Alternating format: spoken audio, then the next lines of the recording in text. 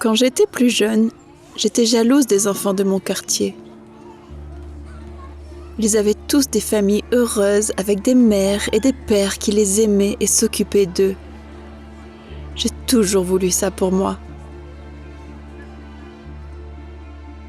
Mon beau-père a commencé à abuser de moi avant même que je puisse m'en souvenir. Ma mère le savait, mais elle ne l'a jamais arrêté.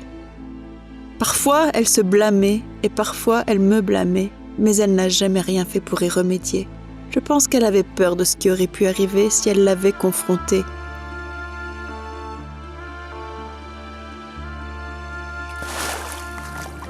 Je me suis tournée vers la drogue et l'alcool pour faire face à tout cela.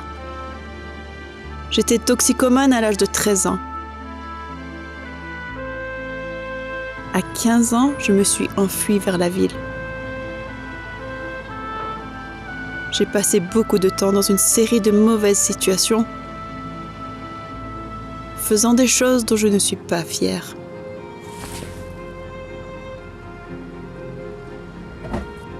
J'ai participé à plusieurs programmes 12 étapes des alcooliques anonymes, et c'est là que je me suis rendu compte que ma dépendance était un moyen de faire face à mon enfance.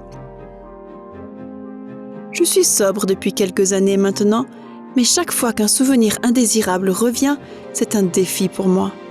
J'ai commencé à lire des livres sur les effets du traumatisme sur le cerveau. J'ai appris que chaque fois que j'étais déclenchée, mon cerveau essayait de m'aider à faire face au traumatisme en recherchant ce qui avait marché dans le passé. Dans mon cas, les drogues et l'alcool. Maintenant, quand je ressens le besoin d'en consommer, je me dis des choses comme « c'est mon cerveau qui essaie de me garder en sécurité ».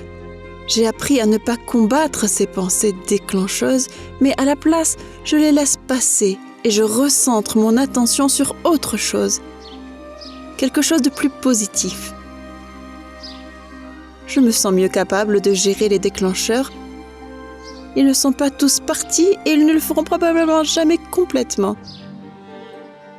Mais je sais maintenant que je peux les laisser passer et enfin avoir la vie que j'ai toujours voulu.